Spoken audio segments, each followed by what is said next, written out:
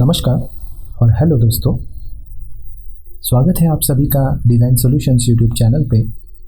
मैं हूं आपका टीचर उन्मेश और आज हम सीखेंगे estimation and costing in Revit architecture part 7, जिसमें हम वॉल प्लास्टरिंग का कॉस्ट हम रेविट में कैसे निकाल सकते हैं ये आज सीखने वाले हैं।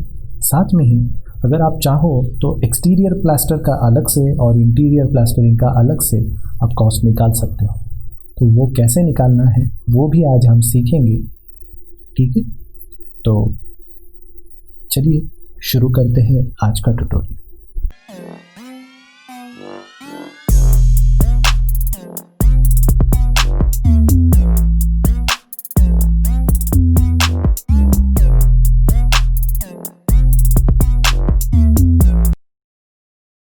तो दोस्तों, रेविट में जाके प्लास्टरिंग कॉस्ट निकालने से पहले यहाँ पे प्लास्टरिंग कॉस्ट के बारे में थोड़ा इन्फॉर्मेशन गैदर कर लेते हैं। क्या होता है कि स्टेट स्केड्यूल रेट के हिसाब से अभी स्टेट स्केड्यूल रेट क्या होता है उसके बारे में मैं ऑलरेडी पहली जो ट्यूटोरियल है एस्टिमेशन एंड कॉस्टिंग की उसमें बता चुका हूँ। अगर आपने वो ट्यूटोरियल नहीं देखी तो आप जाके वो ट्यूटोरियल देख लीजिए, आपको SSR के बारे में इन्फॉर्मेशन मिल जाएगी। ठीक है, अब SSR के हिसाब से एक square metre of exterior wall plastering जिसकी थिकनेस हो 20 mm की यानी 0.02 मीटर की, उसके लिए जो कॉस्ट लिया जाता है वो है 380 रुपीज़। और वही अगर हम इंटीरियर प्लास्टरिंग किसी वॉल का अगर करें उसकी जिसकी थिकनेस हो समझो 0.012 मीटर्स यानी 12 mm का, तो उसका जो कॉस्टिंग है वो 228 रुपीज़ का निकल के आता है। ठीक है, अब दोनों में सीमेंट सैंड का जो रेशियो है वो 1:6 कंसिडर किया है, जो कि ज़्यादातर करके हम इस्तेमाल भी करते हैं।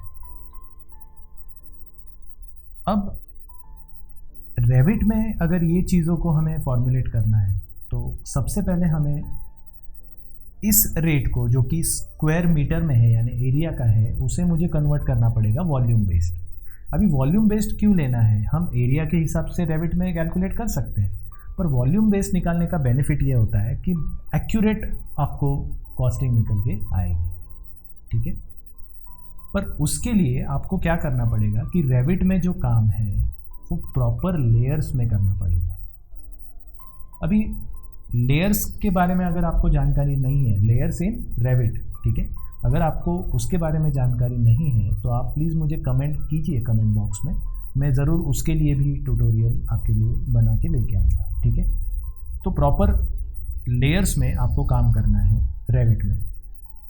दूसरी इम्पॉर्टेंट चीज़ जो मुझे यहाँ पे बतानी है आप लोगों को, बहुत सारे लोगों को ऐसा कन्फ्यूजन होता है कि जैसे हम लेते हैं 9 इंच की वॉल यानी 0.23 की या 6 इंच की वॉल 0.15 की, तो लोगों को ये लगता है कि 9 इंच में प्लास्टरिंग भी इंक्लूड होता है या 6 इंच की वॉल में प्लास्टरिंग भी इंक्लूड होता है। एक्चुअली वैसा नहीं है। 9 इंच की वॉल या 0.23 मीटर की वॉल में टोटल वो ब्रिक वर्क होता है 0.23 का, उसके बाहर एक्सटीरियर प्लास्टर और अंदर की साइड इंटीरियर प्लास्टर होता है या उसके बाद में जिप्सम प्लास्टर होता है। 6 इंच की वॉल में भी वही है। ठीक है, तो आप वो थोड़ा माइंड में क्लियर कर लीजिए कि that is only the brick work.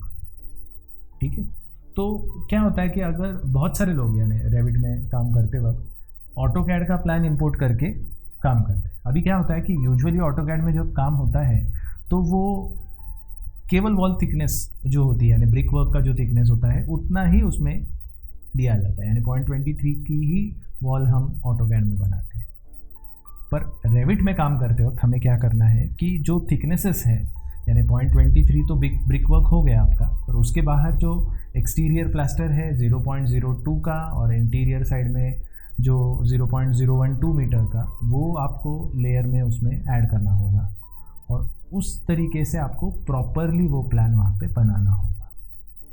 ठीक है, ये जब आप करोगे तो आपको प्रॉपर वॉल्यूम बेस्ड जो प्लास्टरिंग लगेगा वो उसका वॉल्यूम आपको निकल के आ जाएगा। ठीक है, तो वो सबसे पहले प्रॉपरली करना है। ठीक है, तब हम आगे चल के जो अभी मैं यहाँ पे बताने वाला हूँ उस टाइप से आप कॉस्टिंग निकाल सकते हो। ठीक है, अब यहाँ पे वॉल्यूम में कन्वर्ट करने के लिए 1 स्क्वायर मीटर ऑफ प्लास्टर को हमें क्या करना पड़ेगा, जो थिकनेस है विच इज़ बेसिकली 20 mm यानी 0.02 मीटर फॉर एक्सटीरियर वॉल, हमें इसको ये जो लेंथ और जो हाइट है, जैसे अभी 1 स्क्वायर मीटर यानी 1 metre of length and 1 metre of height, उसके साथ मुझे जो थिकनेस है वॉल की, सॉरी प्लास्टर की, मुझे मल्टीप्लाई करना पड़ेगा। तो यहाँ पे 1 इंटू 1 इंटू 0.02, अगर हम इन तीनों का मल्टीप्लिकेशन निकालें तो 0.02 cubic metre volume of that plaster हमें निकल के आ जाता है। तो इतना वॉल्यूम ऑफ प्लास्टर यानी 0.02 cubic metre of plastering work के लिए हमें 380 रुपीज़ का खर्चा आने वाला है।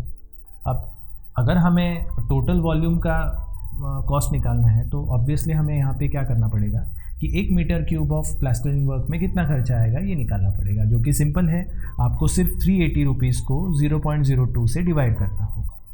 तो वो डिवाइड करने के बाद हमें निकल के आता है value of 19,000 rupees which will be required for 1 cubic metre of plastering work. अगर आप ये इंटीरियर प्लास्टर का जो थिकनेस है वो लेके अगर आप ये कॉस्टिंग निकालते हो तो वो भी 19,000 ही आपको आएगा। आप लगे तो वो ट्राई करके देख लेना, ठीक है। अब यहाँ पे हमें ये चीज़ समझ में आ गई है कि 19,000 rupees will be required for 1 cubic metre of plastering work. तो अब यही लेके हम चलते हैं रेविट में और देखते हैं रेविट में कैसे कॉस्टिंग प्लास्टर की निकालनी, ठीक है। तो यहाँ रेविट में मैं ऑलरेडी प्रॉपर वॉल लेयर्स बना के एक मॉडल यहाँ पे क्रिएट कर चुका हूँ। अब इसमें मैंने क्या किया है कि जो एक्सटीरियर प्लास्टर है उसके लिए थिकनेस ली है 0.02 मीटर्स की, और उसके मटेरियल को मैंने नाम दिया है एक्सटीरियर प्लास्टर।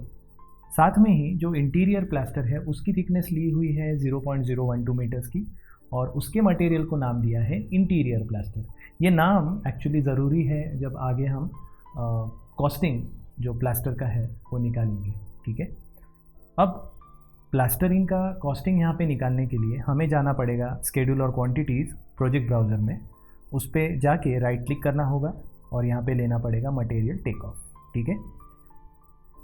अब मटेरियल टेक ऑफ लेने के बाद ये कैटेगरी लिस्ट में से हम ले लेंगे वॉल्स, क्योंकि वॉल के प्लास्टरिंग का कॉस्ट निकालना है।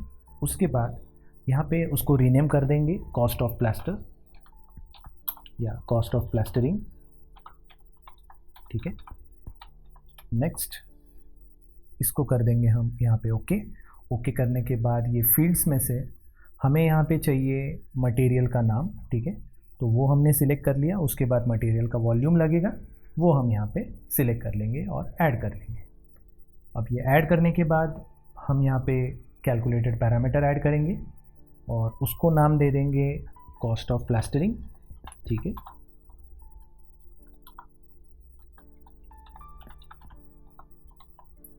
नेक्स्ट यहाँ पे टाइप में हमें सिलेक्ट करना पड़ेगा करेंसी, क्योंकि कॉस्ट है। उसके बाद फॉर्मूला हमें यहाँ पे ऐड करना पड़ेगा, तो वो बॉक्स पे क्लिक करके मटेरियल वॉल्यूम मल्टीप्लाइड बाय 19,000 जो कि 1 metre cube of plastering work का कॉस्ट है, ठीक है, divide by 1 metre to the power of 3, ठीक है।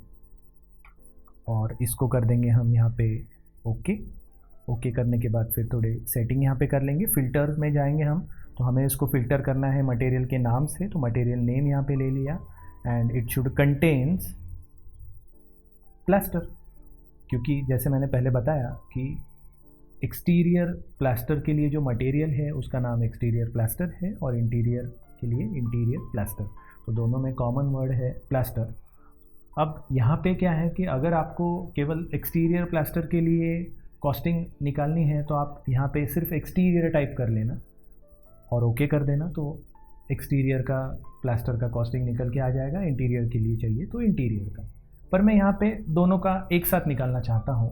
और आगे भी एक वे है कि जिसमें खाली अगर आपको एक्सटीरियर प्लास्टरिंग का कॉस्ट चाहिए और इंटीरियर प्लास्टरिंग का कॉस्ट चाहिए तो वो भी आप देख सकते हो। कैसे, अब देखते हैं आगे। यहाँ पे कंटेंट्स मैं ले लेता हूँ प्लास्टर, ठीक है। उसके बाद हम सॉर्टिंग और ग्रुपिंग में जाएंगे, हमें उसके मटेरियल के नाम से उसको सॉर्ट करना है। ताकि डिस्टिंक्शन आ जाए एक्सटीरियर प्लास्टर और इंटीरियर प्लास्टर का। यहाँ पे हेडर ऑन कर लिया और ब्लैंक लाइन रखी बीच में सेपरेशन के लिए, और ग्रैंड टोटल यहाँ पे ले लिया हमने, ठीक है। उसके बाद फॉर्मेटिंग में हम गए और सारे टेक्स्ट के लिए अलाइनमेंट हम सेंटर कर लिए। वॉल्यूम के लिए भी हम यहाँ पे सेंटर कर लेंगे, और वॉल्यूम के लिए आप चाहो तो यहाँ पे कैलकुलेट टोटल्स यानी टोटल वॉल्यूम निकल के आ जाएगा। कॉस्ट ऑफ प्लास्टरिंग के लिए भी सेंटर टेक्स्ट अलाइनमेंट और कैलकुलेट टोटल्स, और ये सब करने के बाद आप कर लीजिए ओके। ओके करने पर यहाँ पे एक्सटीरियर प्लास्टर का अलग से और इंटीरियर प्लास्टर का अलग से यहाँ पे हमें टेबल निकल के आ गया है। अब इसमें यहाँ पे हमें दिख रहा है कि total material volume is 7.70 metre cube, यानी जो वर्क है वो 7.70 मीटर क्यूब का है, और उसके लिए जो कॉस्ट यहाँ पे निकल के आएगी प्लास्टर के लिए वो रहेगी 1,46,233 रुपीज़, ठीक है। अब यहाँ पे उसने क्या किया है रेविट में कि हर एक वॉल का जो प्लास्टर है वो अलग से दिखा है, ठीक है। अब हमें क्या चाहिए समझो कि अगर एक्सटीरियर प्लास्टर का ये टोटल यहाँ पे हमें मिल जाए और इंटीरियर प्लास्टर का भी टोटल हमें यहाँ पे मिल जाए, कॉस्ट का भी और वॉल्यूम का भी, तो उसके लिए हम क्या कर सकते हैं कि फील्ड्स को आप एडिट कर लो। एडिट करने के बाद आप जाओ सॉर्टिंग और ग्रुपिंग में, ठीक है, और यहाँ पे आइटमाइज एवरी इंस्टेंस, ये यहाँ पे नीचे एक ऑप्शन आपको दिखेगा जो टिक्ड है, तो उसको अनटिक कर लीजिए, अनचेक कर लीजिए और इसको कर दीजिए ओके। ओके करने के बाद आपको खाली एक्सटीरियर प्लास्टर जो मटेरियल जहाँ पर भी है उसका वॉल्यूम निकल के आ जाएगा, ठीक है, और इंटीरियर प्लास्टर जहाँ पे है उसका वॉल्यूम अलग से निकल के आ जाएगा। और क्योंकि हमने यहाँ पे कैलकुलेट टोटल्स किया है इसलिए उसका टोटल भी यहाँ पे आ जाएगा। वैसे ही कॉस्टिंग का भी निकल के आ जाएगा, एक्सटीरियर प्लास्टर के लिए कितना कॉस्टिंग लगेगा और इंटीरियर प्लास्टर के लिए कितना कॉस्टिंग। तो आप ये टाइप से भी एक्सटीरियर और इंटीरियर प्लास्टर का कॉस्टिंग अलग से भी आप निकाल सकते हो, ठीक है। तो होप सो कि ये वाला ट्यूटोरियल आपको पसंद आया हो, और अगर आपको ये ट्यूटोरियल पसंद आया हो तो प्लीज़ आप वीडियो को लाइक ज़रूर करना और चैनल को सब्सक्राइब करना मत भूलना, ठीक है। Thank you, thanks for watching this tutorial.